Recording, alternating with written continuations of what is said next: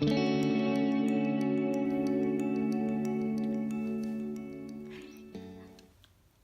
this is Ray here from Gamma Ray Crafts. So, I just finished filming my last video, which was on the rainbow feather painting, and I have all these rainbow paints already mixed up, and I have a 12-inch canvas just was sitting here handy, and I'm like, you know what, before I just clean up,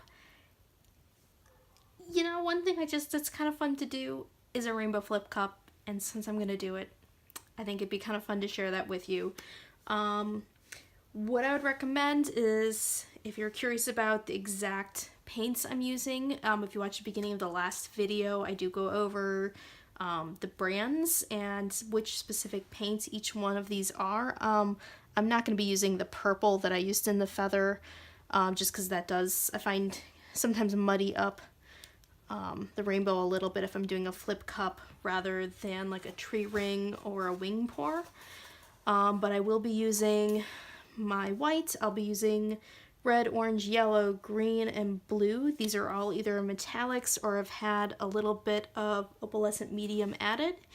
And they're all about 1 part like artist level acrylics and 3 to 4 parts Floetrol. So usually about 4 parts Floetrol, so about 20% paint to 80% Floetrol with just a little bit of water added to kind of get it to like a warm honey consistency. I usually just look for it to drizzle off the end of my mixing stick there. Since when I do feathers, I actually tend to mix the silicone in quite a bit because I'm looking for little cells. I am actually going to go ahead and add some fresh silicone, and usually more is not necessarily better, but I'm going to add it to maybe 3 of my colors here. And when I'm trying to get big cells, like on a flip cup, and I'm adding the silicone for the flip cup, I am hardly mixing. I am just folding that silicone in because you kind of want to keep that silicone together because you want it to come up in big amounts. That's what's one of the things that gives you really nice cells. Today I'm doing this a little fast, but I want to do another video soon that goes a lot more into paint densities and some other ways to encourage things beyond silicone to help you get some really nice cells, things you can do just to encourage your paint to give you nice cells. But we're doing this a little quick and dirty today. So I already have my canvas prepped. I've pre-taped my back. This is something I found because I like to finish my canvases with resin, that if I pre-tape it before I paint, that the paint seals on the tape, and then when I put the resin over it, the resin seals, the tape's already sealed, the resin gets a really nice edge, and when I peel the tape off, the resin is perfect on the back, and I don't get anything weird where the resin, like the tape, starts peeling up and creating dams in the corner. It's definitely worth the time to pre-tape ahead of painting. I've also earlier spritzed the back of the canvas with water to tighten it up so you get a nice little drum sound. And make sure I get this landed. My little stands there. So this is a 12 by 12 canvas. If you look up some of the resources for how much paint to use, it typically comes up saying that you need about 5 ounces of paint. I find that when I use 5 ounces of paint for a flip cup on this size canvas that I end up overstretching my cells and they start breaking and they don't end up the way I want them to. So I usually end up going a little bit heavier and going to about 7 ounces of paint total for a 12 by 12 canvas. So I have a 9-ounce cup because that's, I go from cups I have 5s and I have 9s, so I'm going to do a 9-ounce cup and just not quite fill it to the top. You do want to try and use as close to the cup size as possible because you don't want, when you flip that cup over, to have your paint slosh too much to the bottom, because that'll kind of ruin some of the nice layers you're going to create when you put the paint in the cup. So the first thing I like to do anytime I'm doing a flip cup, or probably most times I'm doing a fluid acrylic painting, is I do like to put a base coat down. And this goes double, triple, really important whenever I'm doing anything with silicone. One thing you don't want is these colors that have silicone to directly touch your canvas. Because what you find, if any of you have been doing any of these paintings and have found that you're having problems with cells where you're getting resists and you're getting your canvas, bare spots in your canvas showing all the way through your layers. And that's from when you're putting your paint on the colors with the silicone touching your canvas. And if the silicone touches your canvas before the paint, it'll actually resist your paint. So then your paint, I mean, until you clean off the silicone, you'll never get paint to adhere to that spot in the canvas. So one of the simplest ways to prevent that from happening is just to start with a layer of paint on your canvas. That way you don't have any chances of silicone touching bare canvas. This is also going to really help our paint to spread and stretch later on, just to make it a lot easier to get to our corners. And all this is it's just like the rest of it. You know, it's like 20% white acrylic paint, 80% Floetrol, a little bit of water to get to the same consistency. No silicone in the white. So it's a pretty much the same as the colors, just I never add silicone to my base white. So one thing I always do with these, and I just realized I just kind of set this off to the side here for a minute. Let's get a little room. There we go. Jumped the gun on putting that on there. Go ahead and get the paint ready. I always put white paint. I almost always use white with my flip cups. And you know, even if I'm using dark colors, a little bit of white. The white paint, the typical pigment used is titanium white, and it's a very, very heavy pigment. And it tends to sink all the way to the bottom of your layers. And if you use white, especially if you put it first thing in your cup, is what it's going to do is it's going to flip over and it's going to settle and go through all your layers and really promote cells. So it's actually pretty rare that I do a flip cup that I don't include at least a little bit of white. And in this case, I'm actually going to be using white a lot because I'm going to be using white between each of my colors, at least in a little bit, to try and keep these colors separate so that they don't get too muddy, because while each of these colors next to each other is great, if the orange mixes with the blue or the green mixes with the red, yeah, those are going to be colors that start making browns and grays and colors that aren't going to be as vibrant as I want them to be. So I'm going to add a little bit of white between each color to try and keep them from mixing too much. So I'm going to start my layers here.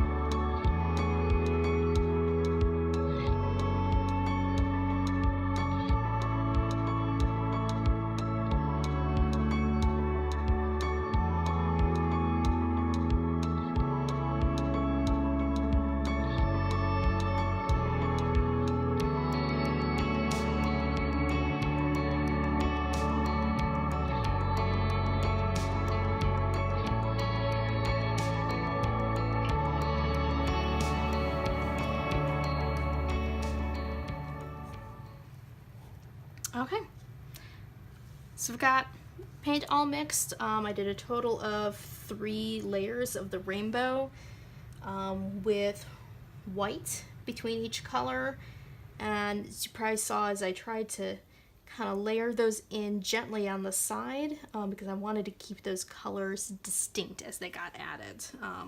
I'm in this case not looking to get a lot of mixing going on, at least not until we get everything on the canvas. Let's get this off to the side. Get the canvas back, and we're gonna see how much I regret not wearing gloves to do this. Okay, and we do have a base layer, but I'm not too worried about, it's just thin. It's not going anywhere if we actually just go ahead and flip our cup right on the canvas. So even though I've got that base layer of paint on there, I really find I get a lot of nice cells if I just put a ring of white paint around the edge of the cup. That way when the paint starts seeping in around the edge, it actually seeps through and up through that white, and that just gives me some of the nicest cells right from the beginning, coming up through that white paint. So giving that just another couple seconds to percolate a little bit in there. Okay. So I'll break tension a little bit and flip and some paint on the corners.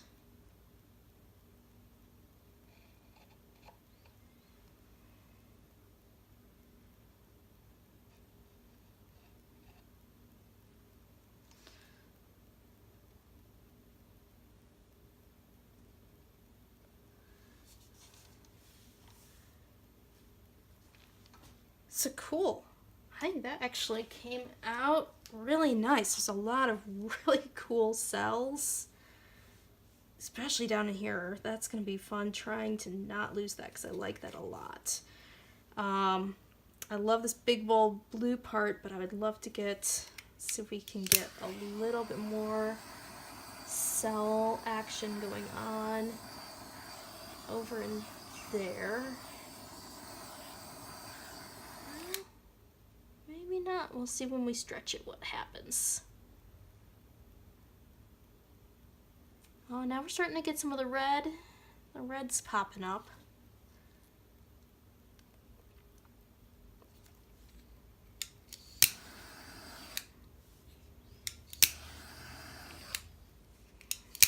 Get a little more of the red. This blue is just being really stubborn. It wants to be right on top there. Which is interesting because that blue is an opaque blue, so it is a color you would normally expect to sink down to the bottom.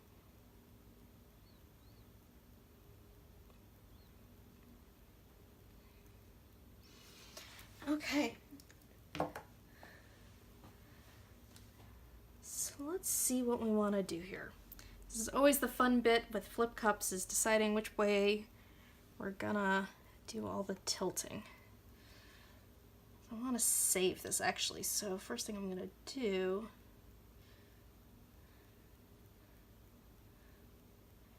is kind of go into this corner. Oh, wet paint. It's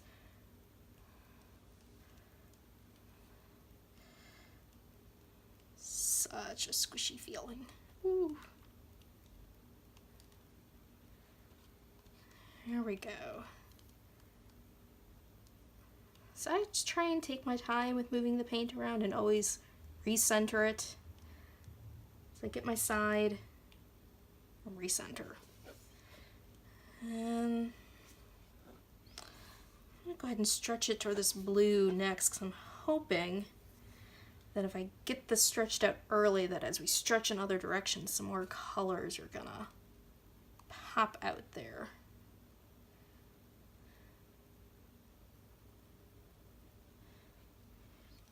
Okay, so let's hit up this corner.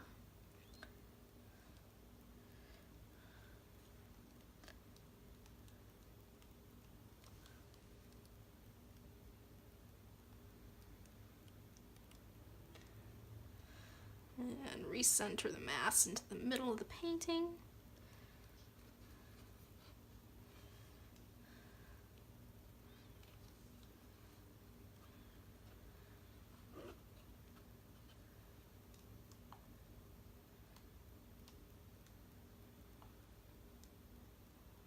Corner.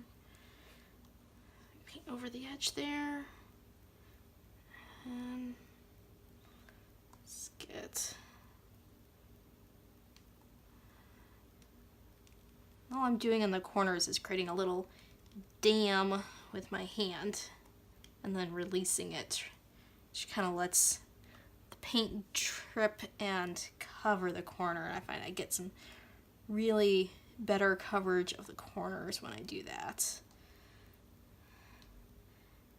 And let's see on that last corner.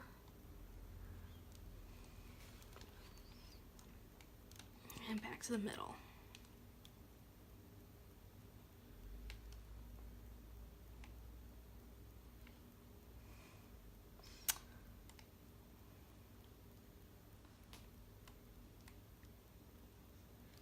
What I'm doing is actually moving a lot of that off, because I'm loving kind of this marbling going on here, and a lot of the cells that are popping up here as I stretch the paint.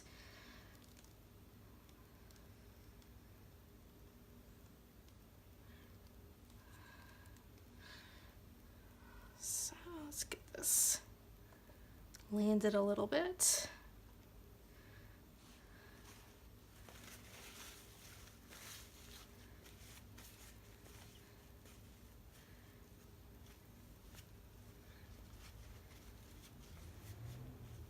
I think that actually has come out pretty cool. I love that white kind of rivered almost down the center.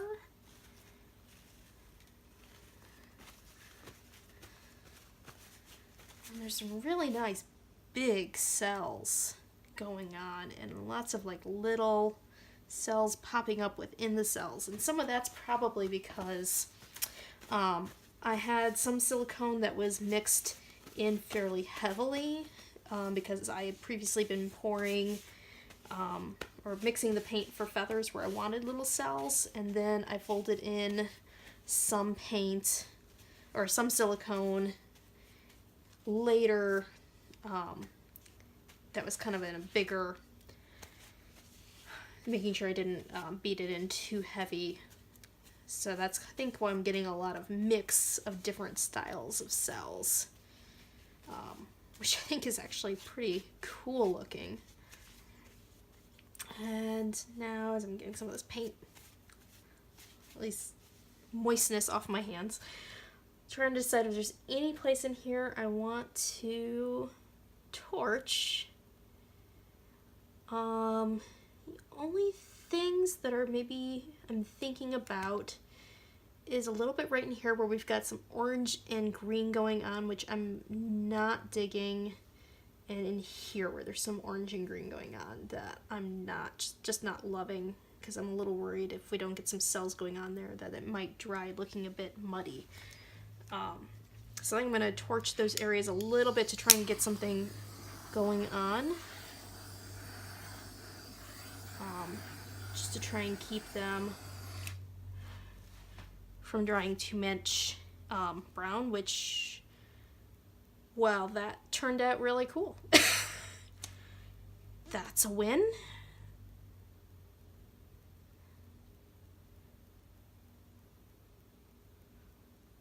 Well, awesome. So I am going to turn it off here for now.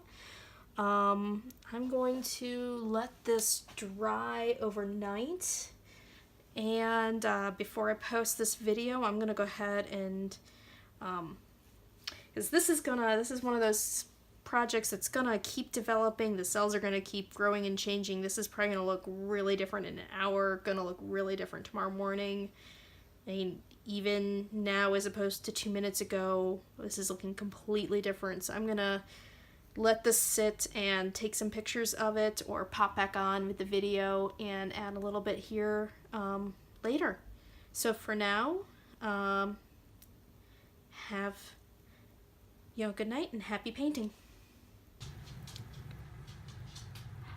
Hi, so it's the next day now, and this painting's had time to finish letting all the cells develop, and it's actually about halfway dry at this point. So when we come and zoom in a little bit, we'll be able to see some of the canvas background showing under the paint. But I just wanted to come back and show you the cells did develop quite a bit and change this painting overnight, and I find that happens a lot in flip cups. It's just, there's so many layers of paint and so much with the silicone, especially if you are good about just folding it in and not stirring it vigorously, you do end up with a lot of cell growth.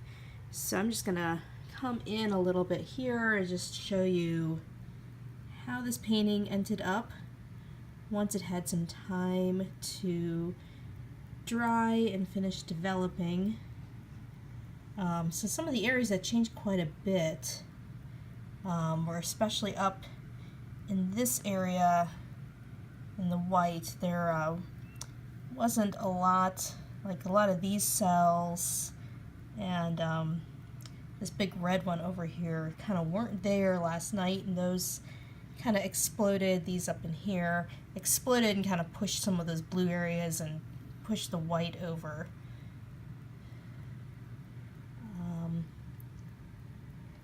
And same thing with these bigger cells down here in the corner. Those definitely grew quite a bit overnight. But I'm still, I think it's really interesting. I'm still really happy with this and how it all came out. I love these, little spots where you have these cells that are kind of color, concentric rings of color.